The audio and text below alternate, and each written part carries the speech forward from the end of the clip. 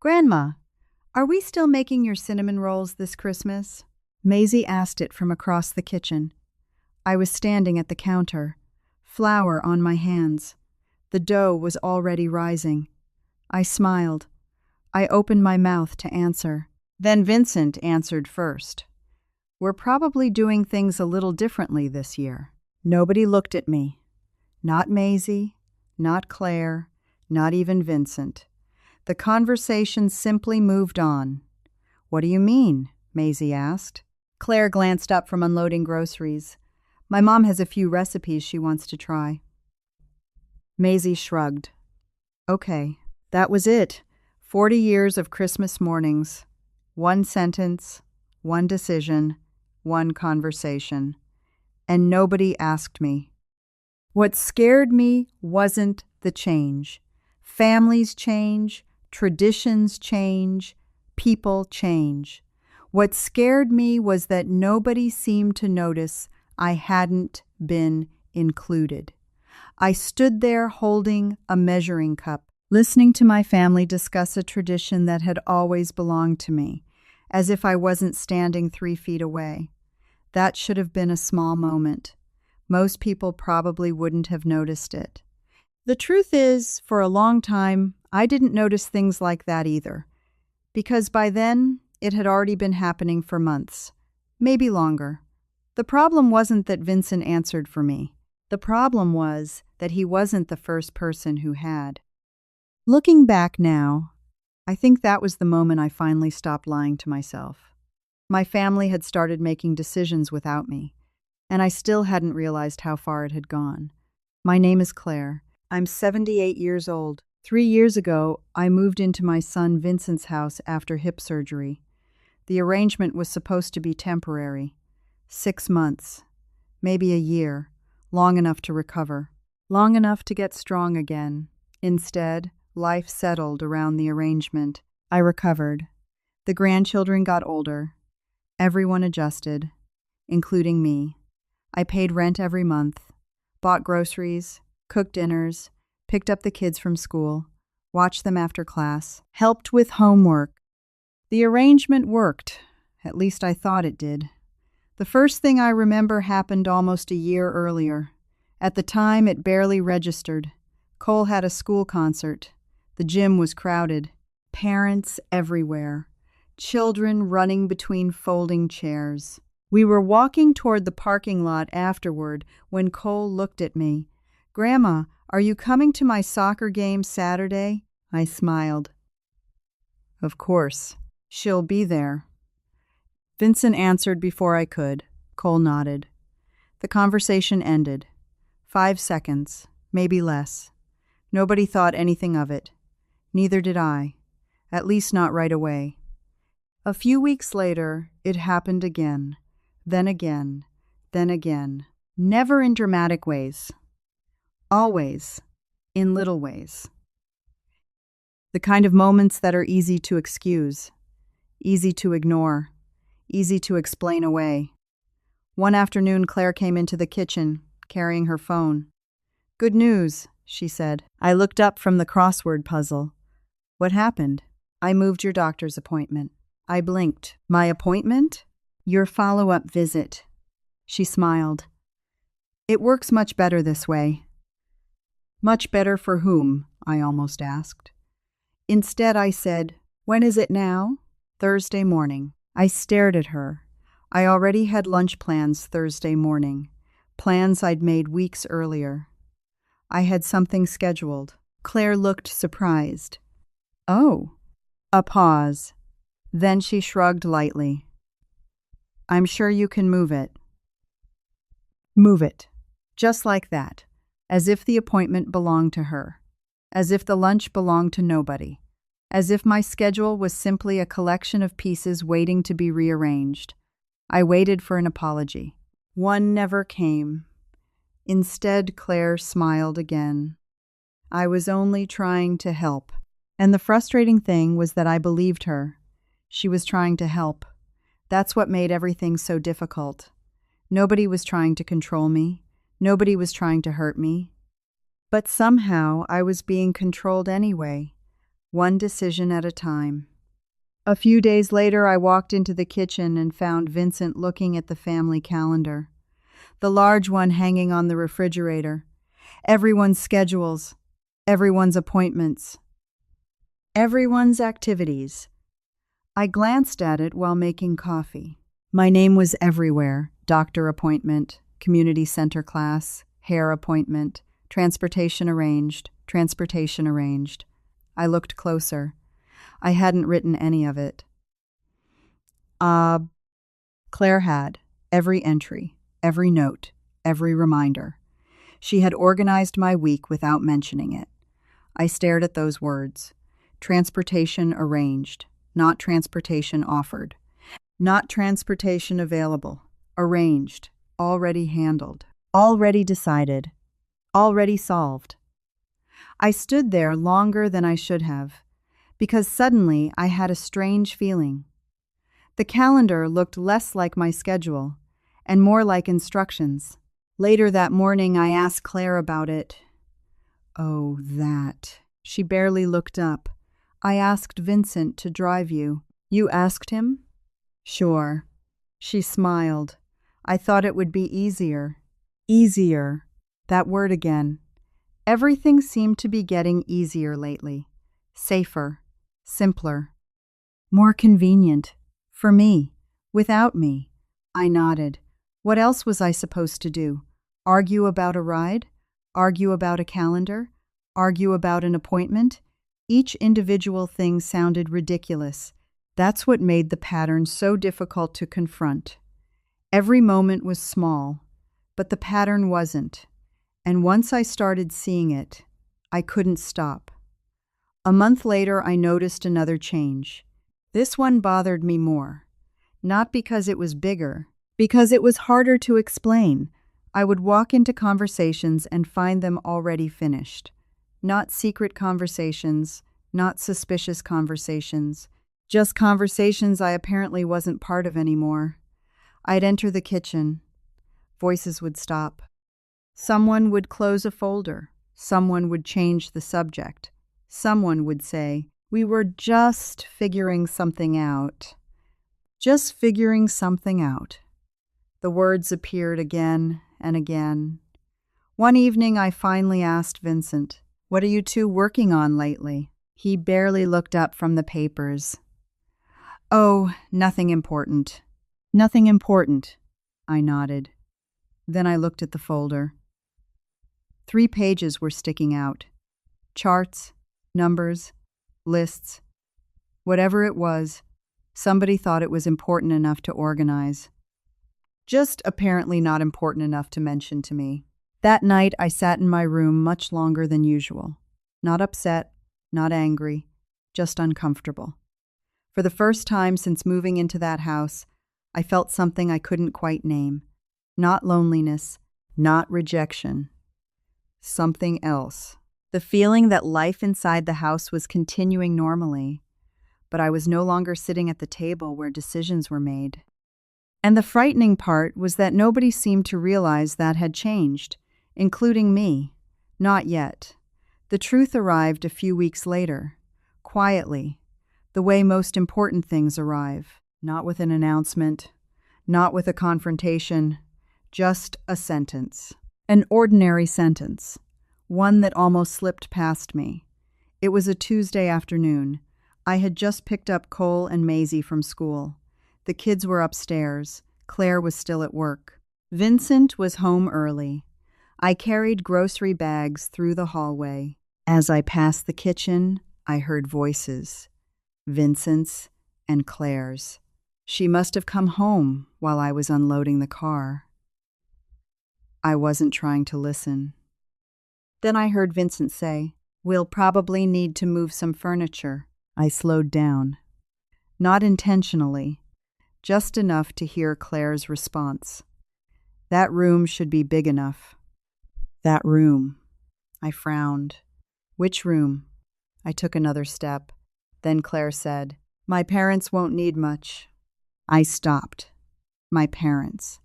The grocery bag suddenly felt heavier. I stood in the hallway, heart beating a little faster. Not because of what she'd said, because of how she'd said it. The conversation sounded practiced, comfortable, like two people discussing plans they'd already discussed before. Then Vincent said something else, something I wouldn't stop thinking about afterward. We've already started figuring everything out. Already. That word again. Already. Already arranged. Already moved. Already handled. Already figured out. I stood there another few seconds, waiting, trying to understand. The conversation shifted. Travel dates, doctor appointments, furniture. Then somebody opened the refrigerator. The voices faded. I walked into the kitchen carrying groceries. Both of them smiled. Nobody looked guilty. Nobody acted nervous. Nobody seemed worried I'd heard anything. That bothered me more than secrecy would have, because it suggested they didn't think there was anything unusual about the conversation, or perhaps they didn't think it involved me. That night I called Delphine. "You sound distracted," she said immediately. I told her about the hallway conversation, the room, Claire's parents, the planning, the strange feeling. Delphine listened quietly. Then she asked, "Have they talked to you about any of this?" "No." "Not at all?" "No." A pause. Then she asked, "Do you think they're going to?" I didn't answer immediately, because for the first time, I wasn't sure. The next few weeks felt different. Not dramatically, just enough. Enough that I started noticing things I would have ignored before. One Saturday morning, I walked into the kitchen. Claire and Vincent were sitting together, coffee mugs, notebooks, the same folder I'd seen before. The folder disappeared the moment I entered. Again, not dramatically, not suspiciously, just automatically, like people closing a laptop when they're finished using it. I poured myself coffee. Nobody volunteered information. Finally, I asked, "Busy morning?" Claire smiled. "Just working through some plans." Plans. There it was again. Plans. I waited. Nobody explained further. Nobody invited me into the conversation.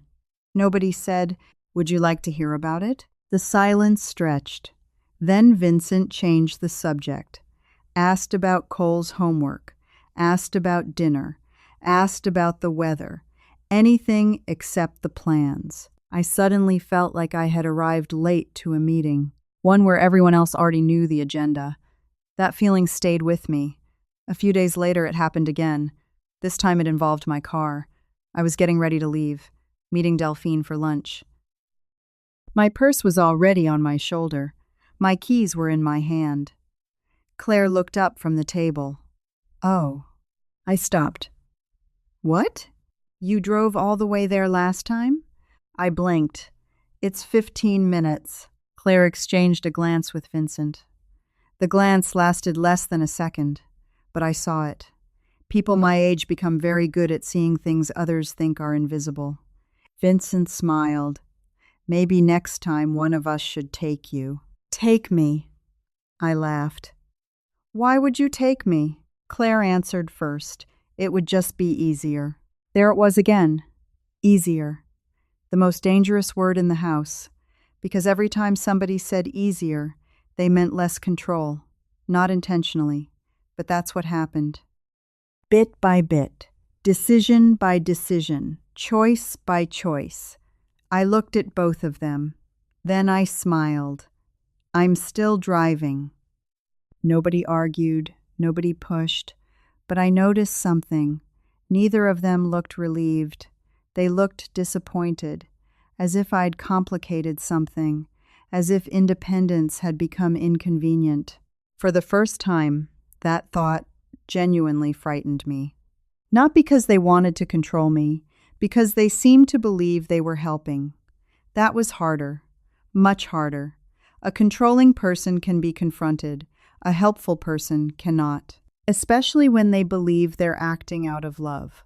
The next authority shift came from somewhere unexpected. Maisie. She was 13. Old enough to notice things, young enough to say them out loud. We were sitting at the kitchen island doing homework. She was working on a history project. I was helping her organize sources. At one point, she looked up and asked, "Grandma, are you still doing the Christmas brunch?" I smiled. "I've always done the Christmas brunch." Maisie nodded. Then she said, "Oh." I waited. "Oh, what?" She shrugged. "Dad said things might be different this year." My stomach tightened, only slightly. "What do you mean?" Maisie frowned. "I don't know." Then she returned to her homework. Children often reveal things adults don't realize they've revealed. I sat there staring at the papers. Things might be different this year. The sentence followed me for days. Then came the moment everything shifted, not the final revelation.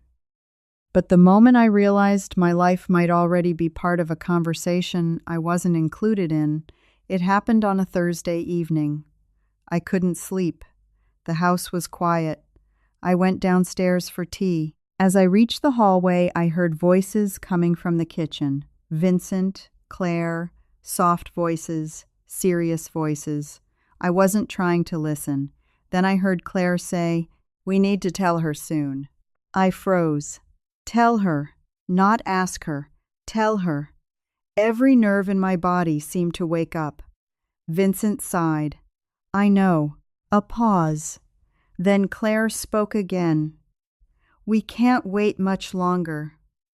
My hand tightened around the railing. I stood perfectly still, afraid to move, afraid to hear more, afraid not to. Then Vincent said 6 words, 6 ordinary words, 6 words that changed everything. "We've been discussing it for months." Months. Not days, not weeks. Months. And in that moment, I realized there was a decision somewhere inside that kitchen. A decision important enough to discuss for months. And somehow I was the last person who knew it existed. Months. I stood in the hallway holding the railing, not moving, not breathing much. Not because I was afraid of what they'd decided. Because I suddenly understood something worse. There was a decision.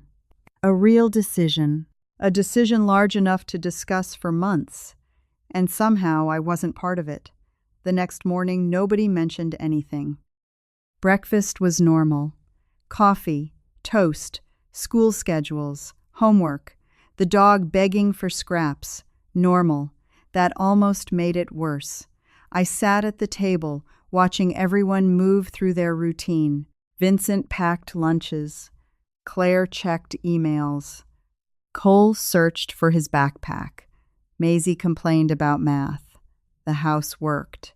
Everybody knew their role. Everybody knew what came next, except me. 3 days passed, then 4, then 5. Nobody said a word, not one. The longer the silence lasted, the more uncomfortable it became. Not because I needed answers immediately, because every day without answers confirmed the same thing. Whatever the decision was, everyone else already knew. One evening, I finally asked. Vincent was loading the dishwasher, just the 2 of us. I kept my voice calm. "Can I ask you something?" "Sure." I watched him place a plate into the rack. "Have you and Claire been planning something?" His hands stopped, just for a second. Then he continued loading dishes. "What do you mean?" I knew that answer. People use it when they're buying time. I repeated the question. "Have you been planning something?" A pause. Then he sighed. Not annoyed, not defensive, just tired. The way people sound when a conversation arrives earlier than expected. "We were going to talk to you." Going to. Not already had. Not wanted your opinion. Going to tell you. My stomach tightened. "What are you planning?" Vincent closed the dishwasher. Then he looked at me. "Claire's parents are moving here." I waited. The sentence didn't land immediately. Moving here. Okay. People move. Families change. Then Vincent continued, "They'll be moving in with us." There it was. The thing hiding inside the conversation, the thing hiding inside the folder, the thing hiding inside months of planning. I stood very still. When? Probably after Thanksgiving. Probably. After Thanksgiving. Less than 2 months away. I looked at him. "How long have you known?" His eyes shifted. "Only slightly. Long enough. Several months." Several months. The words settled heavily. Not because of Claire's parents. I liked Claire's parents. Always had. This wasn't about them. It was about months. Months of discussions. Months of planning. Months of decisions. Months of conversations. Without me, I asked the question that mattered. "When were you going to tell me?" Vincent rubbed the back of his neck. "Soon. Soon. The most dangerous word after already. Soon. Already. Easier. Handled. Figured out. The vocabulary of people making decisions for someone else." I nodded. Then I asked, "Where will they stay?" Another pause. Longer this time. Too long. And suddenly, I knew. Before he answered, I already knew. They'll need the downstairs suite. The downstairs suite. My suite. My bedroom. My sitting room. The rooms I'd occupied for nearly 3 years. The rooms everyone in the house referred to as mine. I looked at Vincent. He looked uncomfortable. Not guilty. Not cruel. Uncomfortable. Because he understood what came next. I asked anyway. "And where would I go?" He answered quickly. Too quickly. As if he'd rehearsed it. "We've already looked at some options." Already. There it was again. We found several apartments nearby. Already. We talked to a realtor. Already. We checked transportation. Already. We found a building near your community center. Already. Already. Already. Already. I listened quietly. The frightening part wasn't losing the room. The frightening part was realizing they had solved the problem before telling me it existed. Every answer already prepared.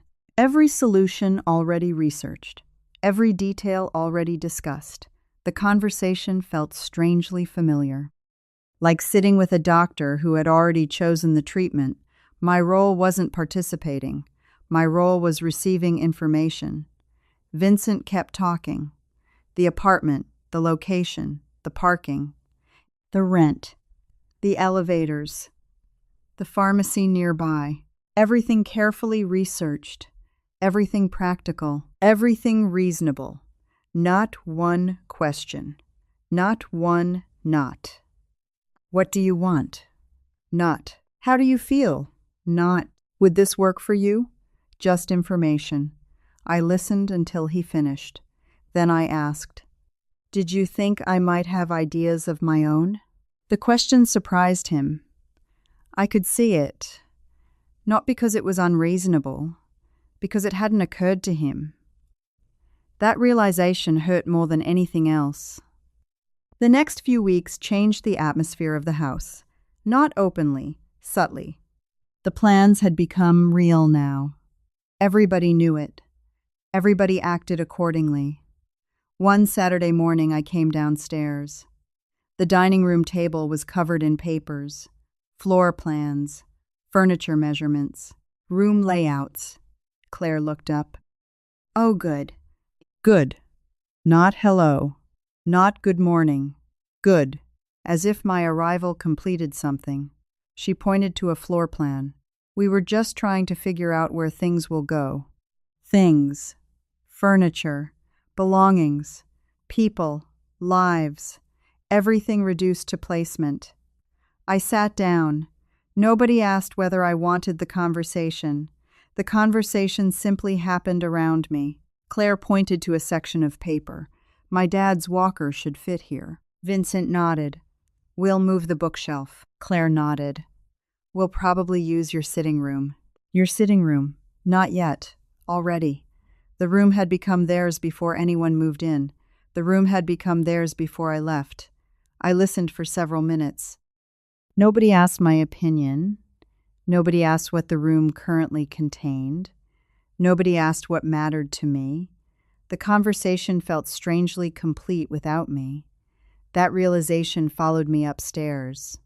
For the first time, I wasn't worried about moving. I was worried about something else. The family had already adapted to the idea of life after me, not after my death, after my role. That was different, and somehow more frightening. The pattern interrupt happened 2 weeks later. I decided to visit an apartment myself, not one of the apartments Vincent found.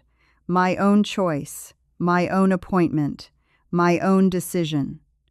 When I mentioned it at dinner, the table went quiet, not hostile. Surprised. Genuinely surprised. Claire blinked. You already scheduled it? Already. The irony almost made me laugh. Yes. Vincent looked confused. Without telling us? Without telling us. The words hung in the air. For a moment, nobody spoke. Then I realized something. The question itself revealed the shift. Without telling us. Not. Without telling me. Without telling us. Somewhere along the way, my housing decisions had become a group project, and I hadn't noticed. Not until that moment. Not until I saw the surprise on their faces. As though I had stepped outside a system that had quietly formed around me. A system built from concern, built from practicality, built from organization, built from love, and built almost entirely without my participation. That night I sat alone in my room, not angry, not crying, just thinking, trying to identify exactly what hurt. It wasn't the apartment. It wasn't the room. It wasn't Claire's parents. The painful truth finally arrived with startling clarity. The room wasn't being taken from me. My authority was. And for the first time, I started wondering whether Claire's parents had known about the plan long before I did. And for the first time, I started wondering whether Claire's parents had known about the plan long before I did. The answer arrived sooner than I expected. About a week later, Claire's parents came for dinner. Nothing unusual about that. They visited often. Birthdays, barbecues, school events, normal family things. By then I found myself paying attention to details, not because I was suspicious, because I was trying to understand where I fit, or perhaps where I no longer fit. Dinner was pleasant. The kids talked about school. Claire's father discussed a doctor's appointment. Vincent grilled chicken. Everybody seemed comfortable. Then something happened. Small. Again. Always small. Claire brought out dessert. Diane smiled. You know, I still think the dresser should go against the far wall. The room went silent, not for long, only a second, but long enough. I looked up. Diane immediately looked away. Vincent took a sip of water. Claire reached for a napkin. Nobody explained. Nobody needed to. I understood. The room. My room. They had already discussed it. Not just Vincent. Not just Claire. Everyone. The planning had moved beyond my family. The planning included people who didn't even live there yet. And somehow I was still catching up. The conversation quickly changed. Nobody mentioned it again. But I barely heard the rest of dinner. One thought kept repeating itself. Diane already knew. Later that night, I stood in my sitting room, looking around. The bookshelf, the reading chair, the lamp beside the window. The room suddenly felt different. Not because anything had changed. Because I realized everyone else was already imagining it without me in it. That was the first time I truly felt displaced. Not removed, displaced. There's a difference. Removed happens suddenly. Displacement happens while you're still standing there. The next shift came through the grandchildren. That surprised me. Children are usually the last people to adapt. At least that's what I'd always believed. One Saturday morning, Maisie came downstairs carrying a notebook. "Grandma, can you help me with something?"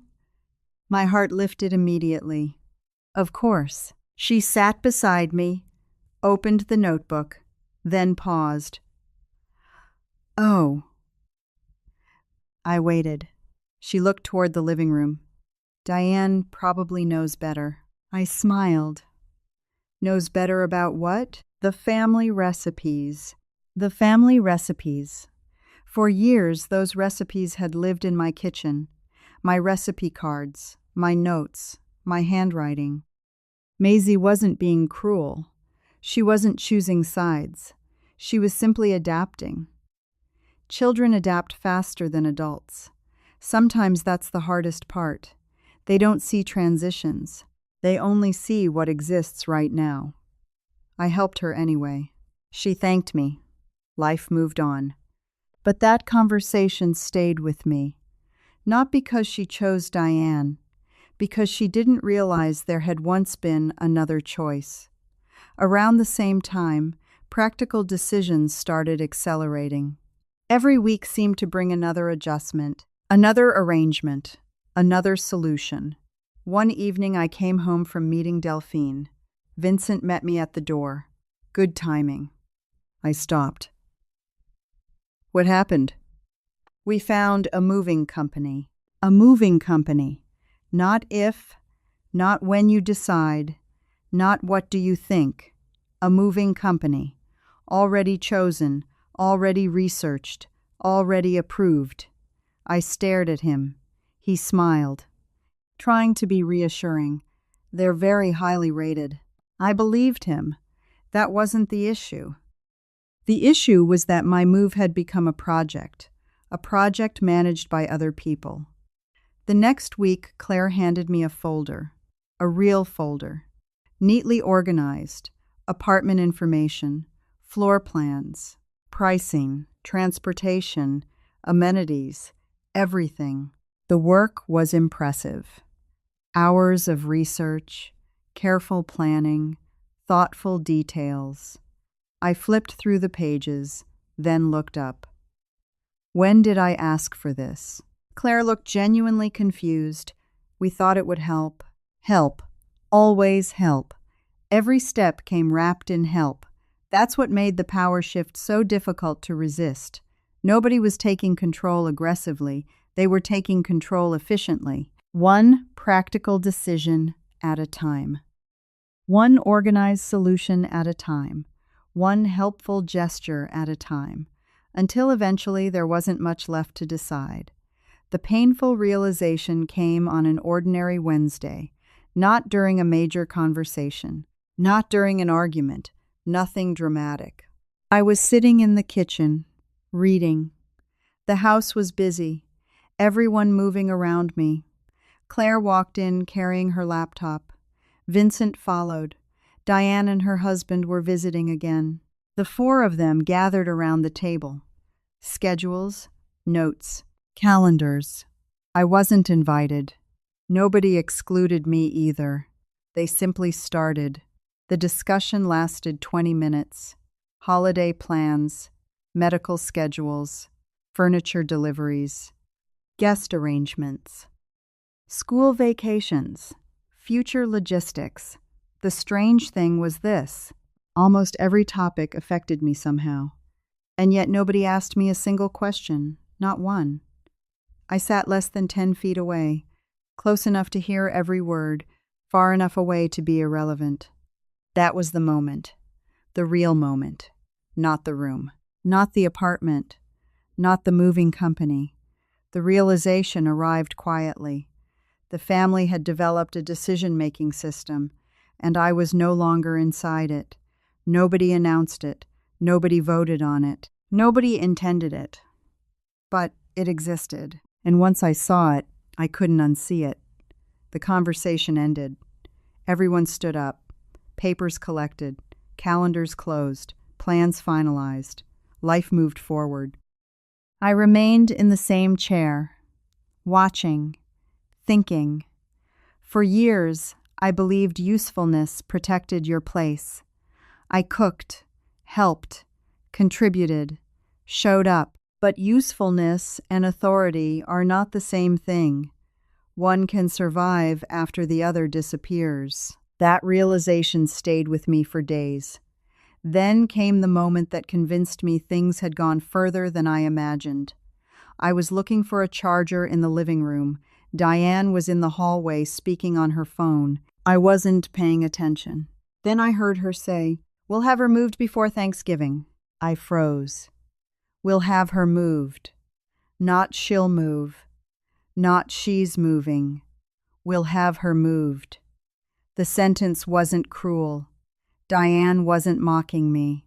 She wasn't even talking about me as a person. She was talking about logistics.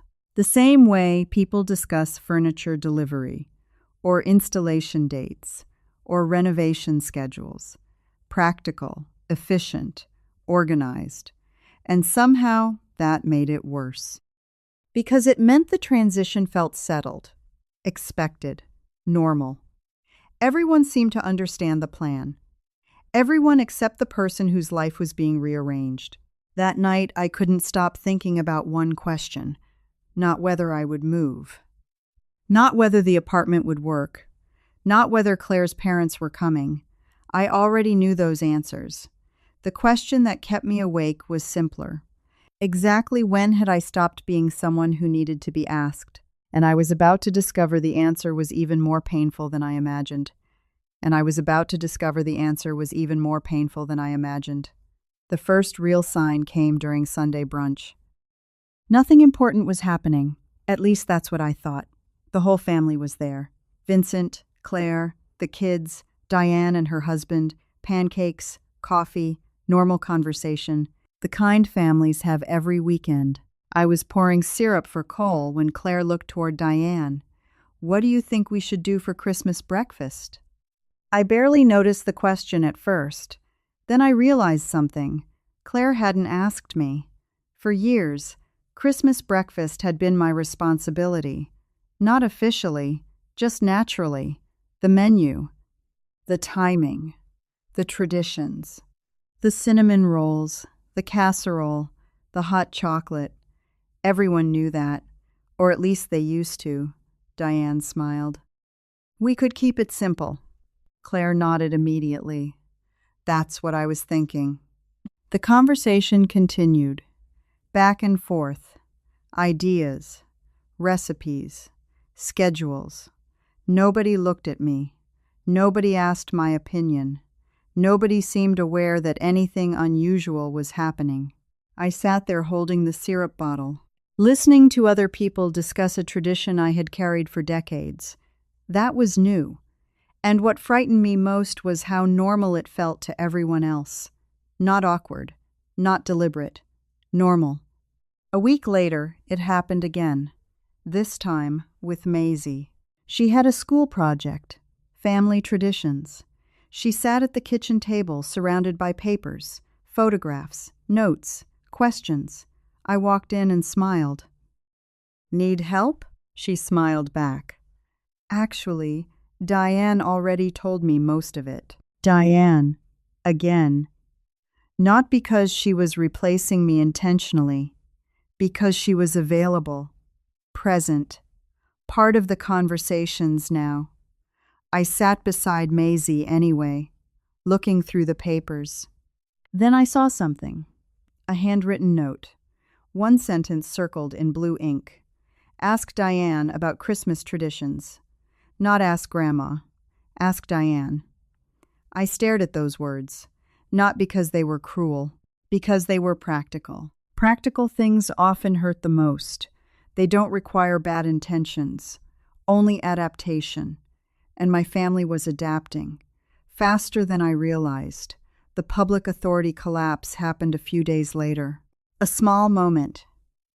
But I still remember every second. Cole had a history assignment, Something about local government. He asked a question during dinner. I happened to know the answer.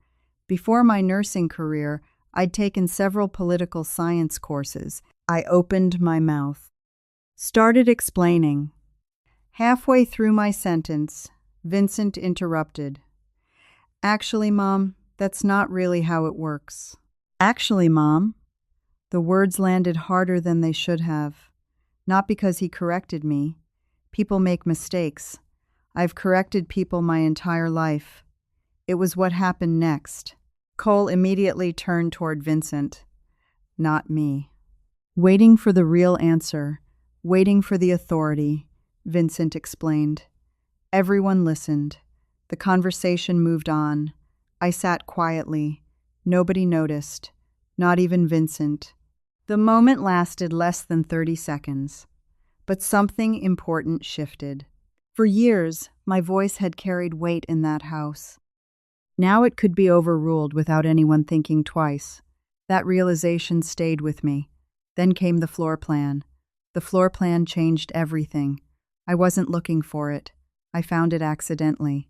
Claire had left her laptop open. She stepped outside to take a phone call. I walked past the dining room table, glanced down, and froze. A floor plan. The downstairs suite. My suite. Furniture layouts. Measurements. Labels. Everything carefully organized. I shouldn't have looked, but I did. One detail caught my eye immediately. Modification Draft 3. Draft 3. Not Draft 1. Not Draft 2. Draft 3. 3 versions. 3 rounds of planning. 3 stages of discussion. I scrolled slightly. Just enough. Then I saw the date. 3 months earlier. 3 months. 3 months before I knew anything. 3 months before the hallway conversation. 3 months before Vincent told me. 3 months before I became aware my future was under discussion. I stared at the screen, heart beating faster. Then I saw something worse. Comments. Shared comments. One comment belonged to Diane. Another belonged to Claire. Another belonged to Vincent. All discussing furniture placement, storage, accessibility, traffic flow, the room, my room, 3 months ago. Everyone involved, everyone participating, everyone informed, everyone except me. The realization hit with a strange kind of force, not explosive, heavy, like something settling permanently into place. The planning hadn't started before I knew. The planning had progressed before I knew. That was different, much worse. I closed the laptop, carefully, quietly. Then I walked upstairs.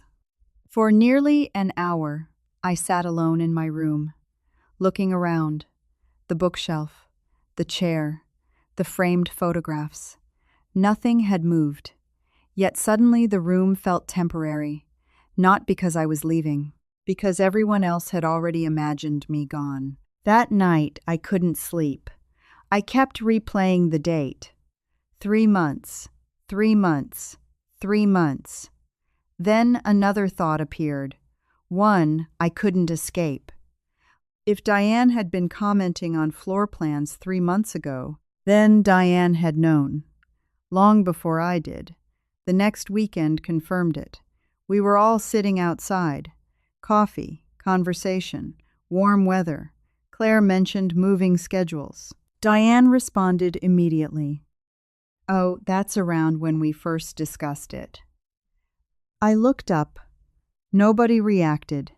Nobody noticed. The sentence had slipped out naturally. Around when we first discussed it. Discussed it. Not discussed with me. Discussed it. The plan. The transition. My room. My future. Everything. I watched the conversation continue. Nobody seemed uncomfortable. Nobody seemed guilty. Because from their perspective, nothing unusual had happened. They had organized a problem, created a solution, built a plan. The frightening part wasn't malice. The frightening part was efficiency. Everybody had been so busy solving the situation that nobody stopped to notice the person living inside it. That realization hurt more than the move itself, more than the room, more than the apartment, because for the first time, I understood something clearly. The family wasn't waiting for me to leave. The family had already begun functioning as if I had. And I had no idea how much further that process had gone. And I had no idea how much further that process had gone. A month later, I moved. The apartment was nice. That was the strange part. Nobody had chosen a bad place. The building was clean. The neighbors were friendly. The elevator worked. The grocery store was nearby. Everything Vincent and Claire promised was true. That should have made things easier. Instead, it made everything harder to explain. People understand cruelty. People understand rejection. People understand being thrown out. What do you call it when everyone helps you leave? Moving day arrived on a Saturday. Vincent rented the truck. Claire packed labeled boxes. Diane brought sandwiches. Everybody worked together, efficient, organized, thoughtful. I spent most of the day carrying small things. Photo albums, books, kitchen supplies, the things nobody else knew where to place. By late afternoon, my old room looked different. Not empty. Waiting. I stood in the doorway for a moment. The bookshelf was gone. The chair was gone. The lamp was gone. For the first time, the room no longer looked like mine, and yet I was still standing in it. That feeling stayed with me. Life moved quickly after that. The first week passed in a blur, unpacking. Paperwork, new routines, new neighbors, new sounds. At night, the apartment felt unusually quiet, not lonely, just unfamiliar.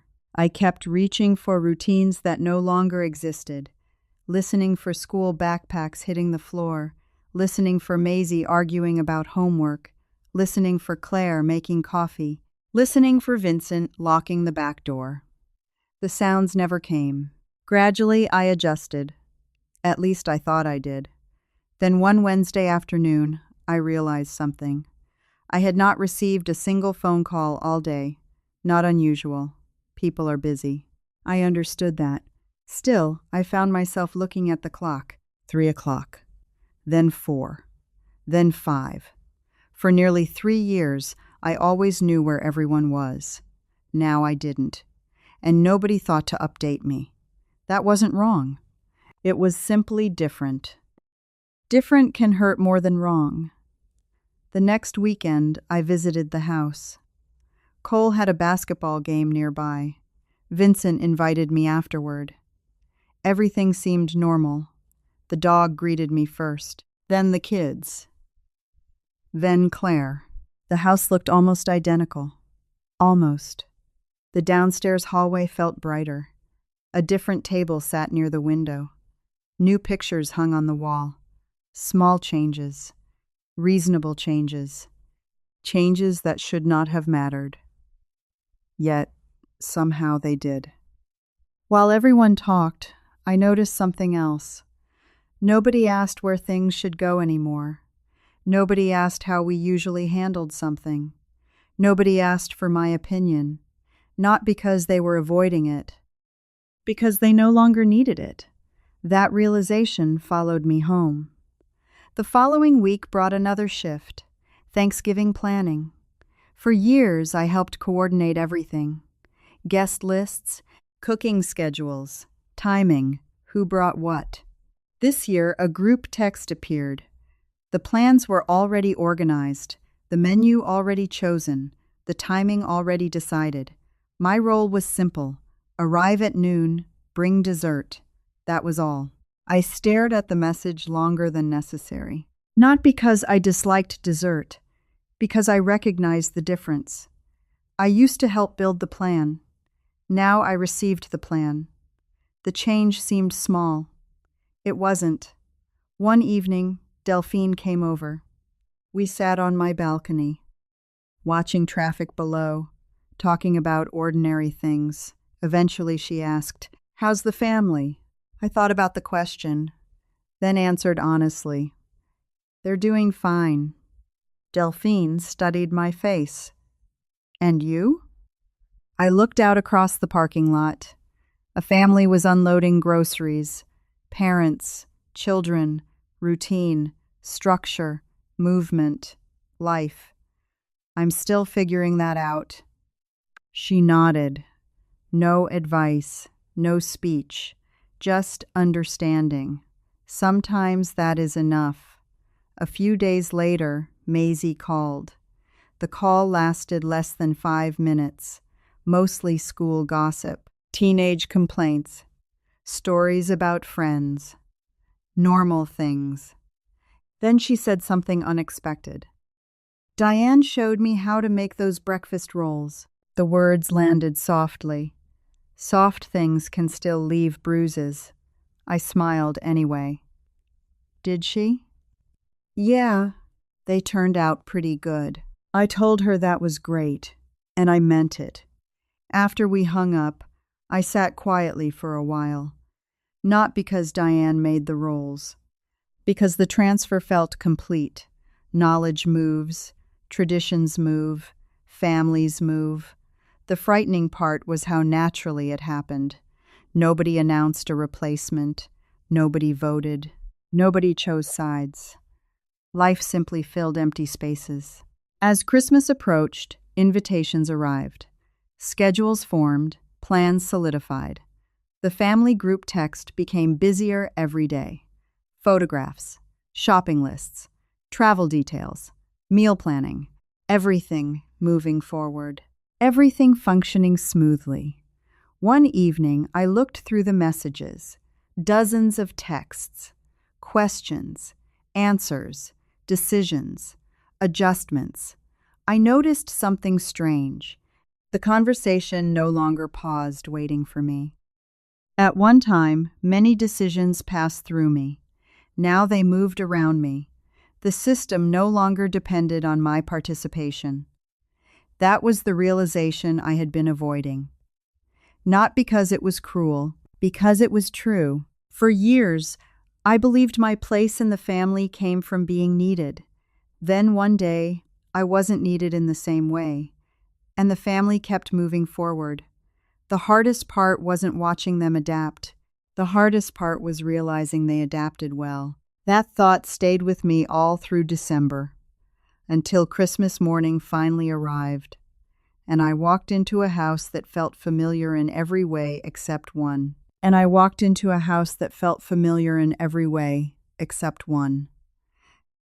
The driveway was full. Cars lined both sides of the street. Christmas music drifted through the front door. Laughter echoed from inside. For a moment, everything felt normal, comfortingly normal. I carried my casserole dish inside. The smell hit me first. Coffee, cinnamon, breakfast. The sense of every Christmas morning I could remember. For a second, I almost forgot everything else. Then I walked into the kitchen and stopped. Not dramatically, not visibly. Just enough to notice. Diane stood at the center island, the same place I used to stand. People moved around her naturally. Claire asked a question. Diane answered. Cole needed something. Diane pointed him toward it. Vincent asked about timing. Diane checked the oven. Nobody had assigned her the role. Nobody announced it. The position had simply settled around her, the way it once settled around me. I set the casserole on the counter. Claire smiled. Mom, you made it. I smiled back. Wouldn't miss it. And I meant that. The children hugged me. People chatted. Presents sat beneath the tree. Nothing was wrong. That was the strange part. Nothing was wrong. The morning continued. Questions came up. Little family questions. The kind that happen every holiday. Where should we put this? What time are we eating? Who still needs coffee? Every time someone's eyes drifted toward Diane, not consciously, automatically, the way people look toward the person they expect to answer. I noticed it because I used to be that person. Around 10 o'clock, Maisie came into the kitchen carrying recipe cards. My recipe cards, the old ones, stained, bent at the corners, covered with notes. My handwriting. 40 years of Christmas mornings. She smiled. Diane, can you help me with these? Diane took the cards, looked them over, started explaining. Nobody noticed me watching. Nobody should have. Nothing inappropriate had happened. A grandmother helping her granddaughter cook. A perfectly normal scene. Yet I couldn't look away, because those cards had once represented something, not recipes, authority, tradition, continuity, a place inside the family structure, and now they were simply information being passed along. The transfer looked effortless. That was what hurt. Not replacement. Adaptation. Families adapt. They always do. A little later, Vincent found me in the living room. You okay? I nodded. Of course. He sat beside me. Not suspicious, not guilty, just checking. I appreciated that. The conversation lasted only a minute. Then someone called his name. He stood, walked away, and immediately disappeared back into the flow of the day. Back into the structure, back into the system. I sat quietly, watching, listening, learning something I hadn't wanted to learn. The family no longer depended on me to function. For years, I thought dependence and love were connected. I thought being needed protected your place. I was wrong. Love remained. Dependence disappeared. The afternoon moved closer. People gathered around the dining room. Plates, serving bowls, conversations. The ordinary chaos of family holidays. Then the moment happened. Not loudly, not dramatically. Exactly the way these moments usually happen. Quietly.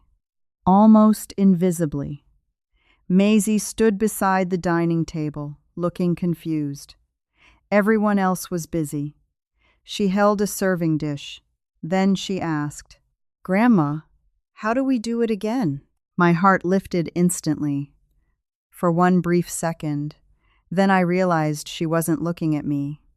She was looking at Diane. The room continued moving. Nobody noticed. Nobody paused. Nobody understood what had just happened. Maisie repeated the question. Diane answered. The conversation moved forward. Life moved forward. The family moved forward. And in that moment, I finally understood. The tradition survived. The family survived. Only my position inside it changed. That was it. Not the room, not the apartment, not the floor plans, not the moving company, not the conversations. This, a simple question directed toward someone else. A role transferred so naturally, nobody even saw it happen. The realization settled over me with surprising calm. No anger, no resentment, no dramatic heartbreak, just clarity, the kind that arrives after you've stopped fighting reality. I looked around the room. My son, my grandchildren, my family, the people I loved most. None of them were trying to hurt me. None of them were rejecting me. None of them were choosing someone else over me. Life had simply reorganized itself, and I had mistaken permanence for protection. For years, I believed my place was guaranteed. Not because anyone promised it, because it had existed so long. But families aren't statues. They're moving things, shifting things, living things. And sometimes they continue changing long after you stop noticing. The painful part wasn't losing authority. The painful part was realizing authority can disappear before anyone realizes it's gone, including the person losing it. Dinner ended, presents were opened, photographs were taken, the children laughed, the adults cleaned up. The day continued exactly as Christmas days should.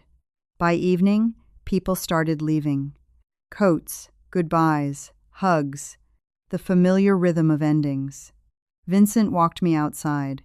The winter air felt cold, quiet.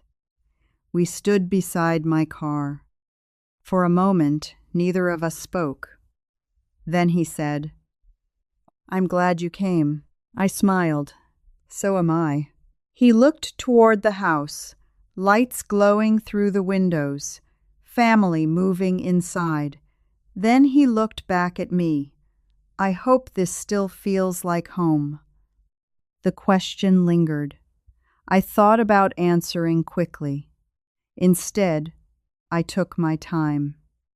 Because for the first time, I understood the truth. The house wasn't the issue. The room wasn't the issue. Even the move wasn't the issue. The issue was much smaller and much larger. "I think it always will." Vincent nodded, relieved. Then he hugged me. A simple hug. Nothing dramatic. Nothing cinematic. Just a son hugging his mother. When I finally drove away, I didn't feel victorious. I didn't feel defeated either. Mostly I felt aware of something I hadn't understood before. Nobody took my life away. Nobody pushed me aside. Nobody tried to erase me. The frightening part was simpler than that. My family had slowly stopped seeing me as someone who needed to be asked. And by the time I noticed, everyone had already adjusted, including me. A few weeks later, I wrote a sentence in my journal. Only one sentence. The sentence stayed with me. The hardest place to lose your voice is inside a room full of people who still love you. And I still think that's true. If this story touched something in your heart, please like and subscribe. And if you've ever felt your place inside a family quietly changing, I'd love to know your thoughts below.